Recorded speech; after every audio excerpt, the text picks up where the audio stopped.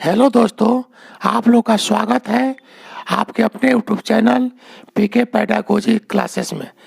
दोस्तों, आज के इस वीडियो में हम लोग आईसीटी से संबंधित महत्वपूर्ण बिंदुओं को देखेंगे, जिसमें 40 महत्वपूर्ण बिंदुओं को मैंने नोट किया है जो किसी न किसी परीक्षा में आया हुआ है।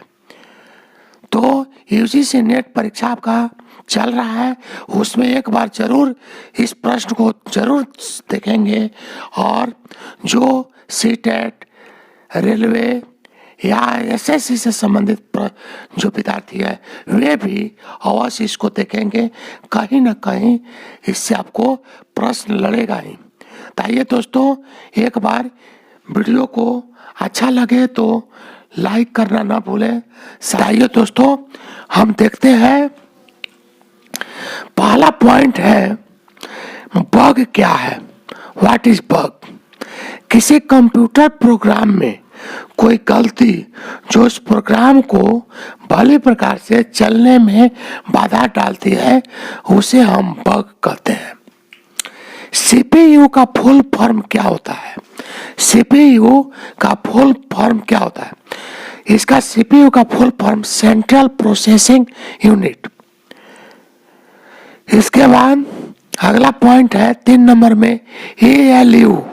एएलयू का फुल फॉर्म क्या है और इसको हम कैसे जानते हैं? तो एएलयू इसका फुल फॉर्म होता है अर्थमेटिक एंड लॉजिकल यूनिट, गणितीय प्रतिक्रिया यूनिट, जिसे एएलयू कहते हैं। नियंत्रण यूनिट जो अंकों को के सही उच्चारण और प्रवाह पर नियंत्रण रखता है और उसकी शुद्धता की जांच करता है। चौथा नंबर है यूजर। यूजर किसको कहते हैं? कंप्यूटरों का उपयोग करने वाले के लिए यूजर शब्द का काफी लोकप्रिय है। यानी जो व्यक्ति कंप्यूटर का प्रयोग करता है उसको हम यूजर कहते हैं। बीडीयू, यह भी क्वेश्चन काफी, इसका फुल फॉर्म लिखना है। यह भी यूजीसी नेट में आया हुआ क्वेश्चन है।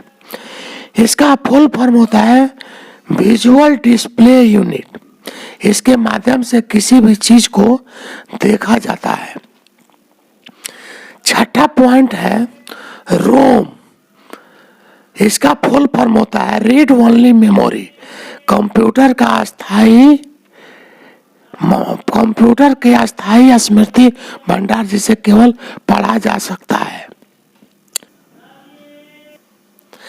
रैम क्या है? Random access memory. यह भी आपके परीक्षा में आया हुआ है। इसका उपयोग तत्कालिक स्मृति के लिए करते हैं।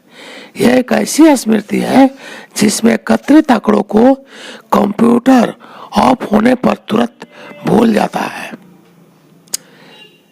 अगला पॉइंट है इंटीग्रेटेड सर्किट क्या है? एकीकृत परिपथ। एक ही चिप पर बना एक ऐसा इलेक्ट्रॉनिक परिपथ है जो बहुत से पुर्जों का कार्य एक साथ कर सकता है। तो इस प्रकार से इंटीग्रेटेड सर्किट के बारे में आप जाने कि इंटीग्रेटेड सर्किट। इसी तरह से हाइपर लिंक को पॉइंट 9, हाइपर लिंक क्या है? वेब पेज का यह विशेष शब्द है।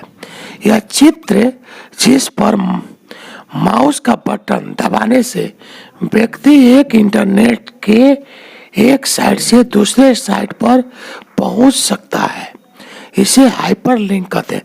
लिंक मतलब जोड़ना, हाइपर माने ऊंच। वेब पेज का यह एक विशेष शब्द है।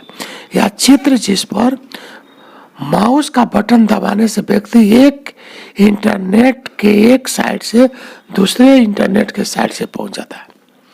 आइए क्वेश्चन नंबर 10। यह भी क्वेश्चन 2017 दिसंबर में आया हुआ था, नवंबर 2017 में। WW, इसका फुल फॉर्म होता है world wide web. World wide web. इसके बाद सर्च इंजन। इससे भी प्रश्न हमेशा 4 दे देता है, पूछता है कि इसमें कौन सर्च इंजन है। 11वां point Yahoo, Google, Rediff, Infosys, ये सर्च इंजन के मुख्य उदाहरण है। अगला पॉइंट देखते हैं, एफटीपी का फुल फॉर्म क्या होता है। तो इसका फुल फॉर्म होता है फाइल ट्रांसफर प्रोटोकॉल। क्या होता है? File transfer protocol. File transfer protocol का प्रयोग इंटरनेट के माध्यम से किसी दूसरे कंप्यूटर की फाइल को अपने कंप्यूटर पर नकल करने में किया जाता है। आइए क्वेश्चन नंबर पॉइंट 3, URL का फॉर्म पर। यह भी क्वेश्चन आपका आया हुआ है यूजीसी नेट में।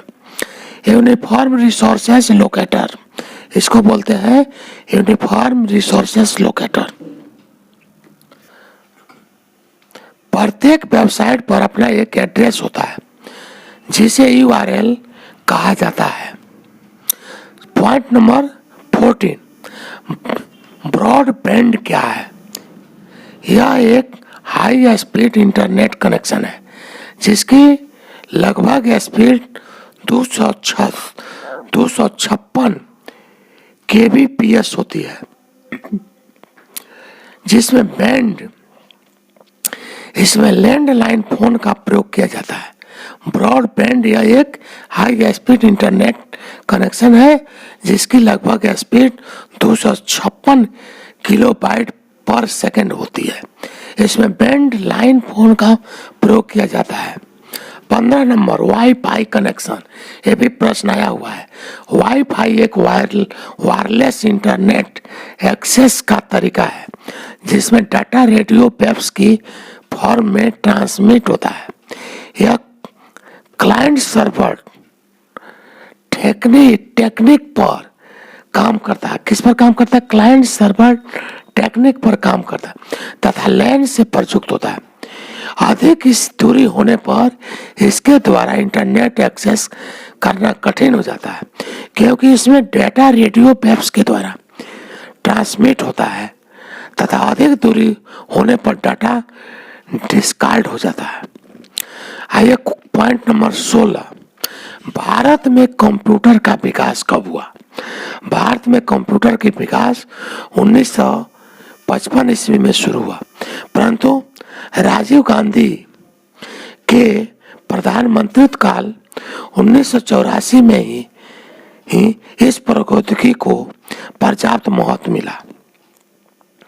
पॉइंट नंबर 17, 1956 में पहला डिजिटल कंप्यूटर भारत आया। यह कहाँ आया? कोलकाता स्थित भारतीय सांख्यिकी संस्थान द्वारा इंग्लैंड से मंगवाए गए इलेक्ट्रॉनिक कंप्यूटर HIC-2M को स्थापित किया गया। यानी इलेक्ट्रॉनिक कंप्यूटर HIC-2M को स्थापित किया गया। पॉइंट नंबर 18, 1962 में मेजर बाला सुब्रमण्यम के अधीन रक्षा मंत्रालय ने कंप्यूटर केंद्र की स्थापना की। रक्षा विभाग के कंप्यूटर संबंधी सलाहकार समूह के तकनीकी सचिव भी नियुक्त किए गए। पॉइंट नंबर 19, 1967 हैदराबाद में ICIL की स्थापना की गई 1967 में। 20 पॉइंट नंबर 20, 1990 मौसम विज्ञान में CRAYXP14 नामक कंप्यूटर की स्थापना के साथ भारत को पहला सुपर कंप्यूटर प्राप्त हुआ। 1990 में मौसम विभाग में CRAYXMP14 नामक कंप्यूटर की स्थापना के साथ भारत को पहला सुपर कंप्यूटर प्राप्त हुआ। पॉइंट नंबर 21, 2010 में देश में तीसरी पीढ़ी 3G मोबाइल फोन सेवा का उपलब्ध कराने की प्रक्रिया शुरू हुई। 2010 में 3G मोबाइल फोन सेवा उपलब्ध कराने की प्रक्रिया शुरू हुई। 2012 में 22 नंबर पॉइंट, 10 अप्रैल 2012 को कोलकाता में भारतीय एयरटेल द्वारा 4G की शुरुआत हुई। पॉइंट 23, 2014 में 20 अगस्त 2014 को केंद्रीय मंत्रिमंडल द्वारा डिजिटल इंडिया कार्यक्रम की स्वीकृति दी गई। आइए दोस्तों आगे बढ़ते हैं। पुनः एक बार जो चैनल पर नए जुड़े होंगे पुनः एक बार लाइक, सब्सक्राइब और शेयर अवश्य करेंगे और बेल आइकन पर जरूर दबा देंगे ताकि आने वाले वीडियो का नोटिफिकेशन आपको जरूर मिलेगा। आइए दोस्तों कुछ याद करने जोग है जो आपके यूजीसी नेट में या अन्य संबंधित परीक्षा में अवश्य इस तरह का प्रश्न पूछता है। आप क्वेश्चन बैंक देखेंगे इस प्रकार के। स्मरणीय 1 किलो बराबर होता है, इसका माप है 10⁻³ किलो, मेगा 10⁻⁶, गीगा 10⁻⁹, टेरा 10⁻12, माइक्रो 10⁻⁻⁶, नैनो 10⁻⁻⁹। तो इस प्रकार आप याद कर सकते हैं। नैनो अर्थात 9, जिसका माइक्रो माने होता है सबसे छोटा, नैनो उससे भी छोटा 10⁻⁻⁹, और इससे भी छोटा माइक्रो यानी नैनो, नैनो के बाद उससे बड़ा होता है माइक्रो, माइक्रो से भी बड़ा होता है टेरा। इस प्रकार से टेरा, टेरा के बाद गीगा, गीगा के बाद मेगा, बाद किलो, इस प्रकार से यह माप होता है। 25 नंबर पॉइंट, वर्ष 1998 में भारत द्वारा परम 10,000 नाम का सुपर कंप्यूटर विकसित किया गया। यह सुपर कंप्यूटर एशिया में भारत के अतिरिक्त चीन, जापान के पास है। इसमें मौसम विज्ञान और भूकंप आदि के संबंध, पूर्वानुमान लगाने, तेल और प्राकृतिक गैस के भंडारों का पता लगाने, दूर संवेदी आकलन एवं अस्पतालों को चिकित्सा से संबंधित नई जानकारियां प्रदान करना। आइए पॉइंट नंबर 26, मशीनरी भाषा लोकेशन कोड। तो मशीनरी भाषा लोकेशन कोड 0 एवं 1 का ऑपरेशन कोड लिया जाता है मोबाइल में। मशीनरी भाषा जो है आपका कंप्यूटर का, डिजिटल इंडिया का मोबाइल जो लेता है 0 एवं 1 ऑप्शन कोड लेता है।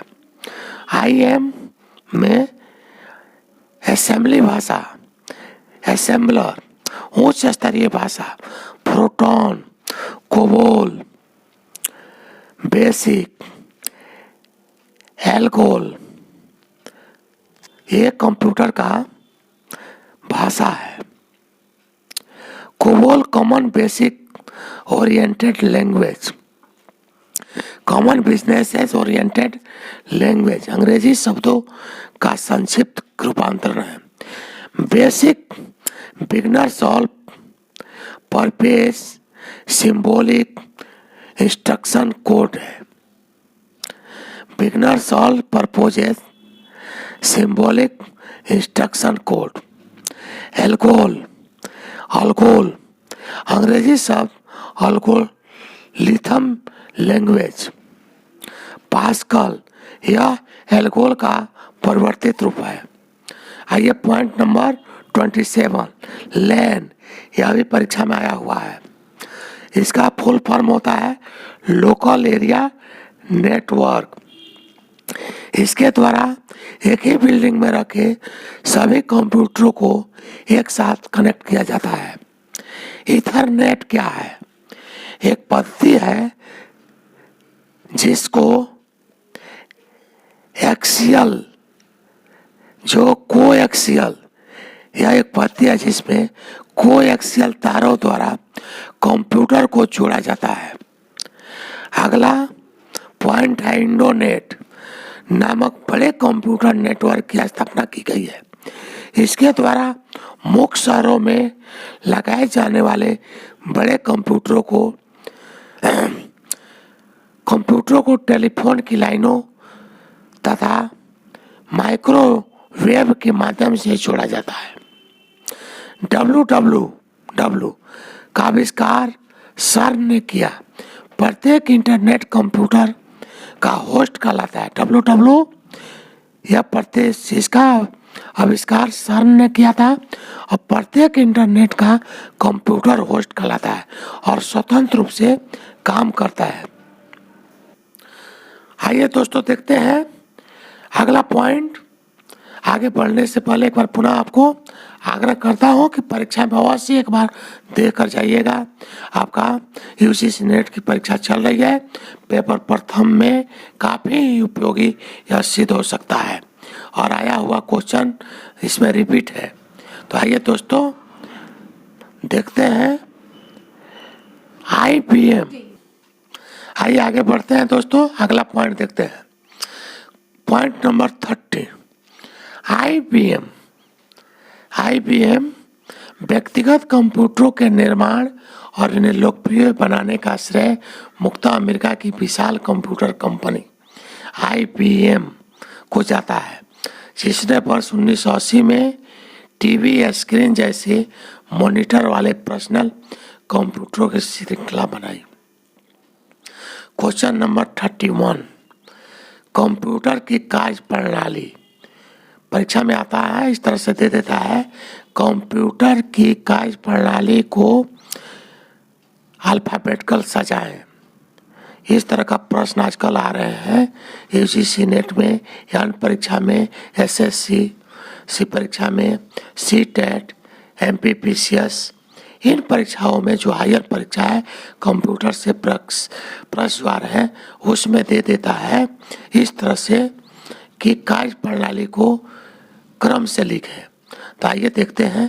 कंप्यूटर की कार्यप्रणाली के 4 प्रमुख अवयव होते हैं। इन्हें कंप्यूटर की रचना शिल्प भी कहते हैं।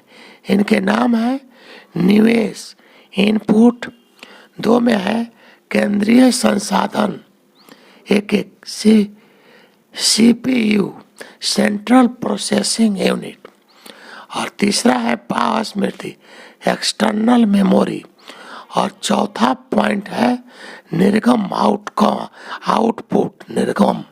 आउटपुट। निवेश एवं निर्गम एक को इनपुट एंड आउटपुट यूनिट के द्वारा कंप्यूटर एवं मानव के बीच स्थापित होता है। चूंकि ये एक कंप्यूटर को चारों तरफ से घेरे हुए होती है, इसलिए इन्हें परिधीय युक्तियां पेरिफेरिकल डिवाइस भी कहा जाता है। आइए दोस्तों अगला विवरण देखते हैं। 32 नंबर। सिम्प्यूटर क्या है? बेंगलुरु के इंस्टीट्यूट ऑफ साइंस के वैज्ञानिक प्रोफेसर स्वामी मनोहर और उनकी टीम ने छोटे और सस्ते कंप्यूटर का आविष्कार किया, जिसका प्रयोग अनपढ़ लोग भी कर सकते हैं। इसे सिंपल कंप्यूटर का नाम दिया गया है। यह हथेली के आकार का छोटा कंप्यूटर है। Point number 33। आजकल इंटरनेशनल और राष्ट्रीय दिवस पूछता है। विश्व कंप्यूटर साक्षरता दिवस कब मनाते हैं?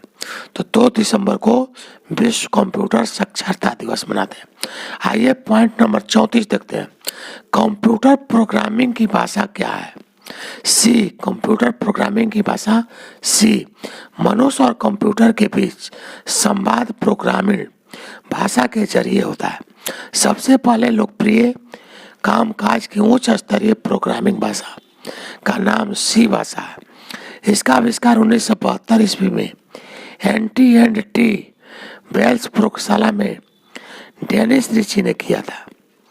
इसके कोड इसके कार्यों में लिखे जा सकते हैं। इसके कार्यों का दूसरे अनुप्रयोगों का या प्रयोगों में दोबारा इस्तेमाल हो सकता है। इसी भाषा में किसी कंप्यूटर सिस्टम में लिखे प्रोग्रामों को किसी दूसरे सिस्टम में डालकर इसमें उन्हें चलाया जा सकता है, इसलिए इसे पोर्टल भाषा कहा जाता है। आइए मित्रों, क्वेश्चन नंबर 35, पॉइंट नंबर 35 देखते हैं कि बोबलर क्या है? बोबलर यह एक नया ईमेल वायरस है जिसे अगस्त 2000 में कैलिफोर्निया में संसूचित किया गया। यह ईमेल संबंधी संपूर्ण सूचना को समाप्त कर सकने की क्षमता रखता है।